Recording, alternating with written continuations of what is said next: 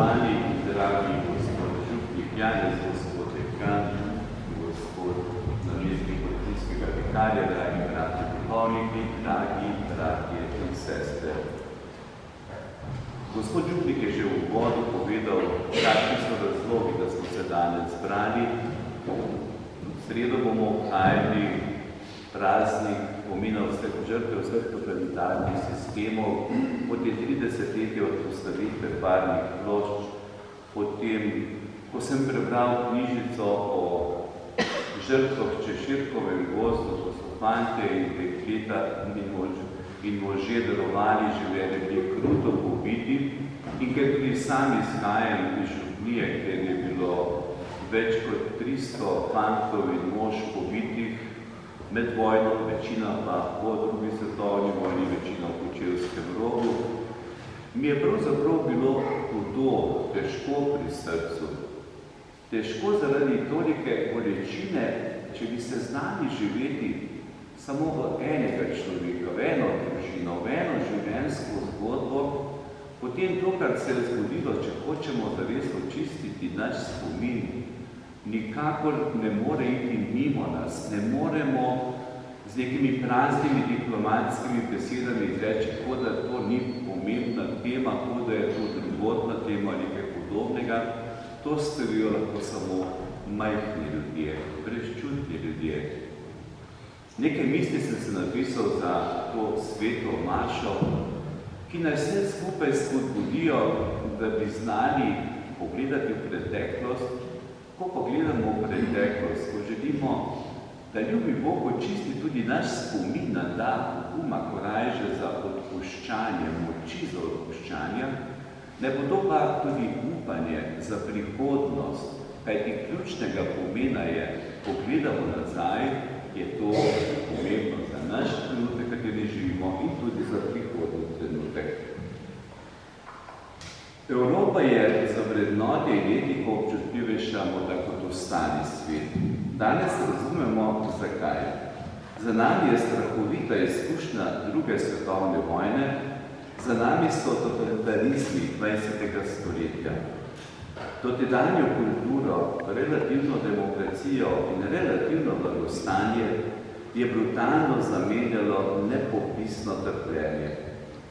V obeh svetovnih vojnah in revolucijah so bili milijoni življenj žrtvovani. Bilo je nasilje in pomanjkanje, pozneje pa nesvoboda in diskriminacija.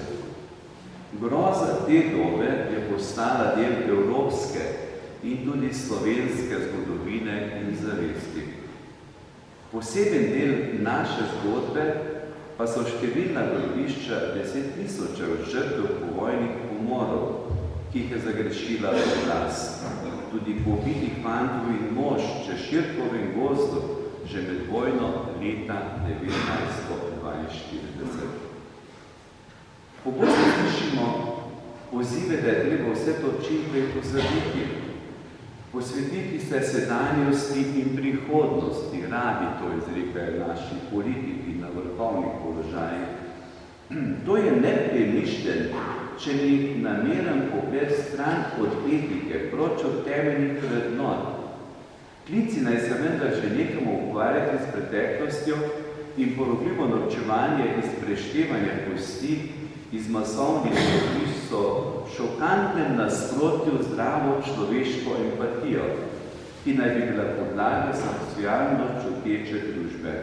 Kajti tukaj gre za osebe, gre za ljudi z imenom in priimkom, življenjsko zgodbo, ki so vredne spomine, ki so vredne našega spoštovanja in naše ljubezni. Evropa vsako leto 23. avgusta posveča spomin, misli in čustva svojcem, znancem in prijateljem, ki so tragično se znašli v morilskih strojih nacizma, fašizma in komunizma. Torej, danes, ko smo se zbrali po sveti maši, torej dan, poskušamo tudi pri nas, saj pri sebi poplačati del moralnega dolga tistim nesrečnim možem, fantom, ženskam in otrokom, ki so bili žrtve doslej najbolj tragične vojne na naših tleh. Še posebej se moramo spomniti mož infantov iz Češirkovega gozda, nad katerim je bil pred 81 leti storjen grozovit zločin, med vojno, torej leta 42, in vseh tistih, katerim je bil storjen zločin hudodelstvo, pošastnih razsežnosti po končani drugi svetovni vojni. Pietetni spomin posvetiti tistim, ki jih je vzela noč in jih jutro ni vrnilo. Ne prvo, ne naslednje. Spominjamo se tistih, ki jim je bila ona noč zadnja. Oni, ki so umrli v grozi pod roko sodržavljana, soseda, nekdanjega prijatelja. Pod roko, ki je v orgiji masovne molitve zadajala smrtne rane, ko je sprožila razbeljeno strojnico z okroglenim nožem, rezala vratove zveznanih žrtev, še žive nesrečneže in nesrečnice polivala v brezna in za njimi dala granata. Vse to se je dogajalo na ukaz odgovornih oblasti v času, ko bi morali veljati zakoni, ko ni bilo več vojne stihije.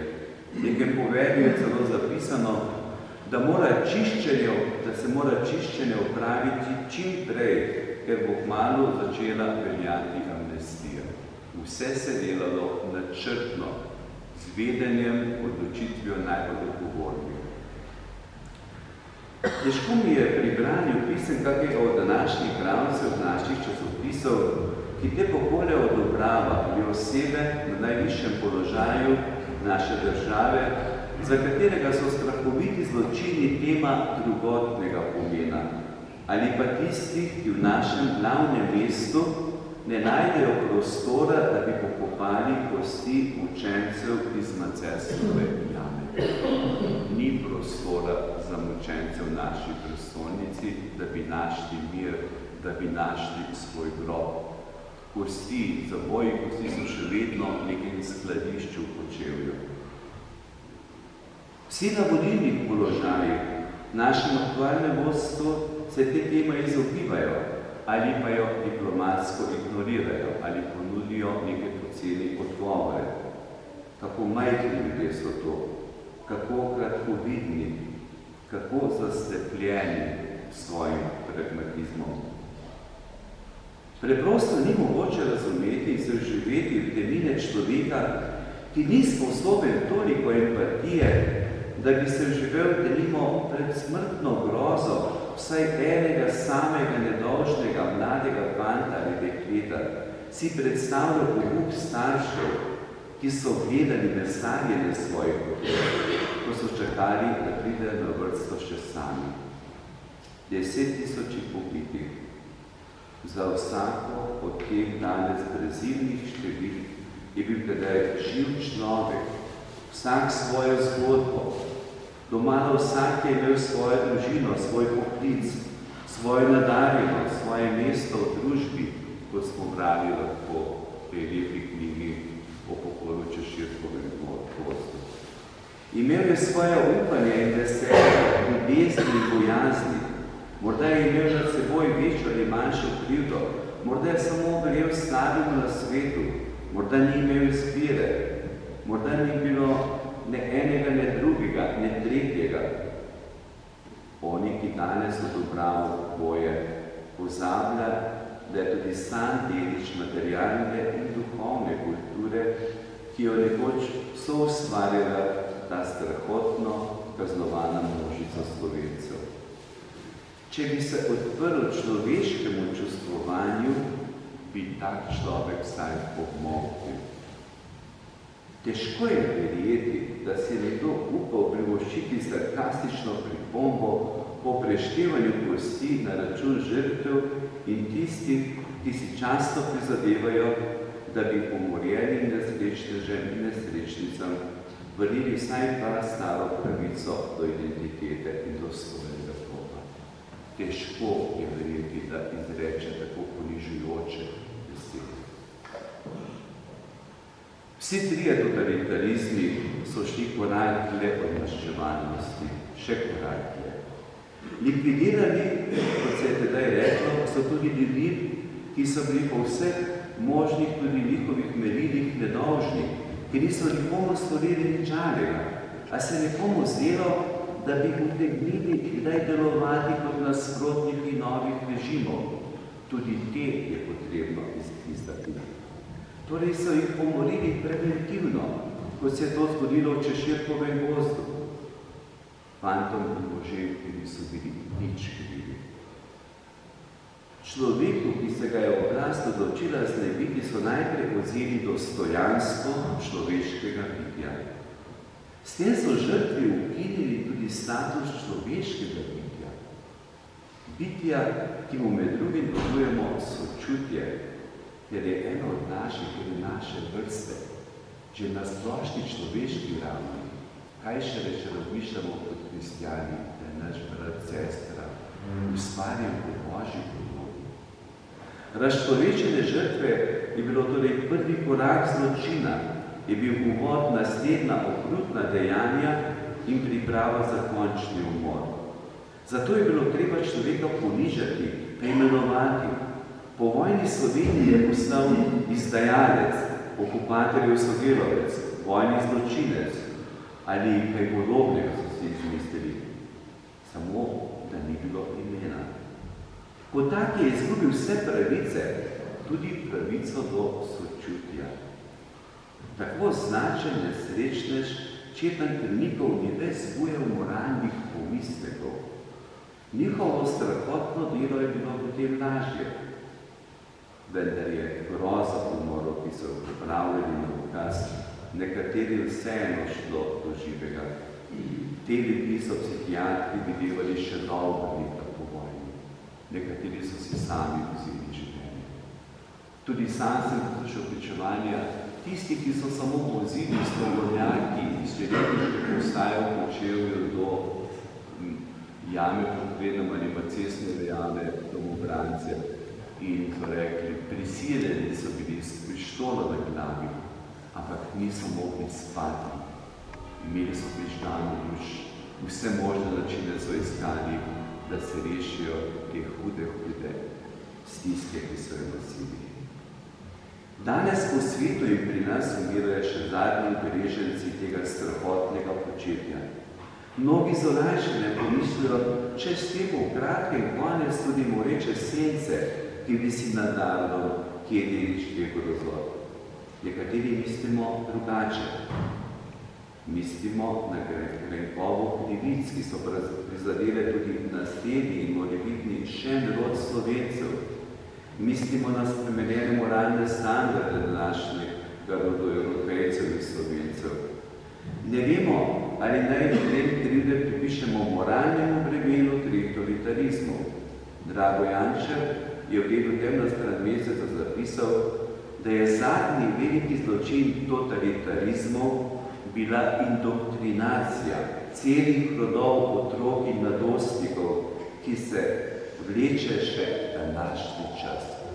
Žal, ta indoktrinacija, to neprestano ponavljanje laži se še vedno širi in zato je to tako slabo, nevarno, hudo, da ne znamo spraviti seboj in priznati stvari, da tako mirno živeli. Zato imajo narodi s posebno traumatsko preteklostjo, kakršna je naša pomembno moralno obvezo, krščansko obvezo imamo. Spomin na grozljive zločine 20. stoletja moramo sprejeti kot neločljiv del naše dediščine. Sprejeti ga moramo kot ciljen etični opomin. Ne bo nam odpuščeno, če bomo ta del naše zgodovine kar tako ne dovolj pregledan, ovrednoten, izrinili naše zavesti, če ne bomo storili s pietetnim pokopom žrtev in se spravili z živimi in mrtvimi. Z menjavo generacij se bodo vojne in povojne izkušnje iz zgodovinskega spomina Evropejcev porazgubile, s tem pa bo zapravljeno tudi njihovo silovito, katarzično, etično sporočilo očiščenja spomina. To bo še zadnje hudodelstvo nad ubitimi, krivica, ki jo bo zavešil današnji rod Slovencev. Če bo brezčutno preslišal tudi zadnji, kot je rekel pesnik, presunljivi krik mrtvih in sveže odkritih desetletja zamolčanih grobišč. Če bo preslišal še zadnji krik tistih, ki so mrtvih iz naših grobišč. Ne preslišimo tega klica. Naj tega klica ne presliši naša politika. Vodilimo že prav vsi ga, mu moramo prisluhniti in se iz tega nekaj učiti. Kot kristjani pa prosimo, da nam Gospod pri tem pomaga, da bi vsaka bolečina postala ne sovraštvo, ne mržnja, ampak da bi postala, kot je zapisal sveti Janez Pavel, tudi odrešujoča bolečina. Ta brezčutnost, nečloveški izziv, ki ga doživljamo v slovenskem prostoru, je nasprotju s starodavnimi temelji morale, je posmeh pravičnosti. Ta brezčutnost je tudi neke vrste čustvena pohaba, nezaslužena kazen, naložena našim otrokom in prihodnjim rodom Slovencev. Če ne bomo gojili in obnavljali pravičnega zgodovinskega spomina, bomo še enkrat doživeli predstavljiv fiasko gesla znanega iz časa po prvi svetovni vojni nikoli več. Vredno je prebrati misli draga Janša Res knjige, ki sem jo že navedel, ki piše takole o povojni pomorjeni. Komunizem in njegov totalitarizem sta zgodovina, pravi Janča, tako je potrebno obravnavati. To, da bosta tudi v naši zavesti postala to, kar sta, se pravi zgodovina, si jo moramo najprej v celoti priklicati v spomin. In ko se bo to zgodilo, bomo razumeli, da ne smemo ničesar pozabiti. Še najmanj življenj, ki jih je ta sistem uničil ali poškodoval. Ne smemo, kako v nedavni preteklosti, še enkrat pasti na izpitu človeške solidarnosti in se predati brez bližnosti, pa tudi je to samo solidarnost spominu. In stvari je treba poimenovati z njihovimi pravimi imeni. Poimenovati, ker so to imena, priimki, življenjske zgodbe. Vedeti moramo, da so del naše zgodovine in da naše zavesti tudi Rog, Gorji otok, Teharje, 14, stotine neznanih grobišč, ljubljanski in mariborski zapori, ženska taborišča, Reichenburg, Belgrade, tudi iz vednosti o zablodu komunizma in slehenega totalitarizma raste jasna zavest o demokraciji, zapiše Drago Janča. Zato je iztrebljanje sočutja, ki je bilo po vojnem času prvi korak in zločinu. Če to iztrebimo, rešimo bistveno. Ponovno odkrivanje, obnavljanje sočutja je zato ključnega pomena. Odpuščanje, pogumu, močju za odpuščanje. Pa smo povabljeni tudi lepim besedilom, ki je išlo ob svetem letu leta 2000, takrat je pripravil kardinal Ratzinger, kasneje papež Benedikt XVI. V tem besedilu navaja tudi misel papeža Janeza Pavla II. Povabi k odpuščanju, povabi k temu, da bi se znali spominjati, očiščenje spomina, ki nam se zgodila po veri, po Božjem odpuščanju, nam daje poguma, moči, da z večjim veseljem porajže gledamo prihodnost. Takole je rečeno v tem dokumentu o očiščenju spomina. To očiščenje je proces osvobajanja osebne in skupnostne vesti od vseh oblik sovražnosti ali nasilja, ki jih je zapustila za seboj dediščina preteklih napak. Gre za prenovljeno zgodovinsko in teološko vrednotenje dogodkov, ki naj, če je pravično, vodi do ustreznega priznanja napak ter prispeva k resnični poti sprave. Takšen proces lahko pomembno vpliva na sedanjost in pomeni dejanje poguma in ponižnosti za prihodnost.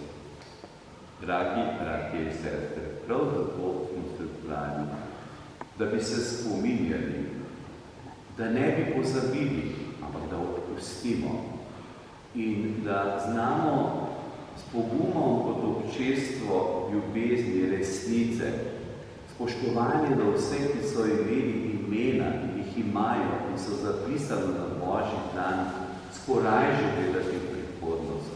In da tudi v času našem prostoru slovensko spodbujamo k temu, da se od teh tem, teh dejstev ne bi bežalo, se jih ne bi ignoriralo, kajti na ta način se bo ta bolečina samo še ponavljala.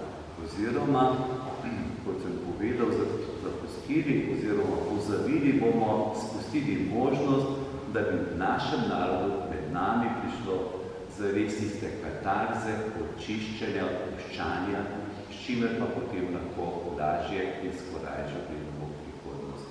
Naj bo današnja sveta maša zato spodbuda in molitev, da bi kot žena iz Evangelija zaupali v Božje delovanje, da bi tudi mi ponavljali, Gospod, odpusti mi moje grehe, pomagaj mi, samo ti moje življenje lahko prineseš upanje. Ne nas pred tem spremlja Božji blagoslov in varstvo Device Marije. Amen.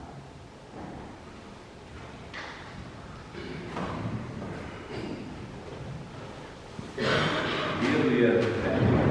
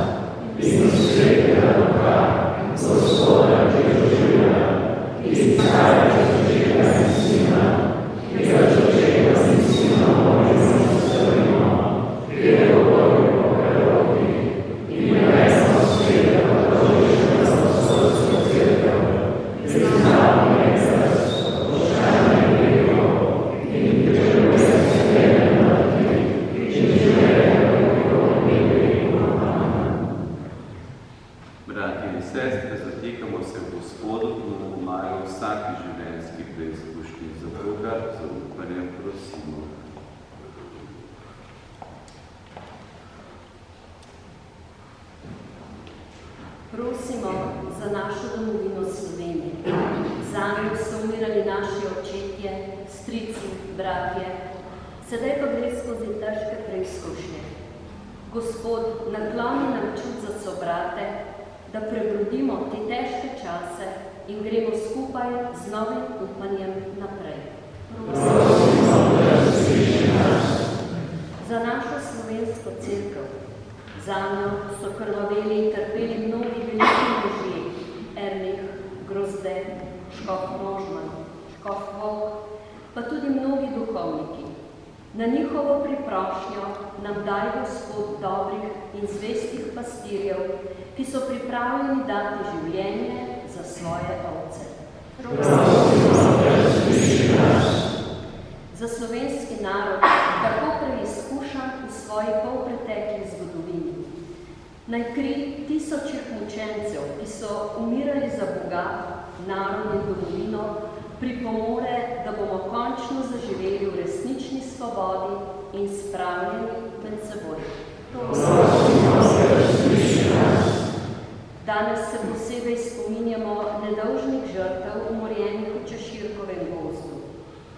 Zvestoba veri ter vrednotam in kulturi, kateri so pripadali, jim ni dovoljevala, da bi se pridružili tistim, ki so za dosego svojega cilja bili pripravljeni ropati, požigati, moriti. Naj nas njihov zgled opogumlja, da se bomo bolj odločno zavzemali za kulturo in vrednote, ki jim pripadajo.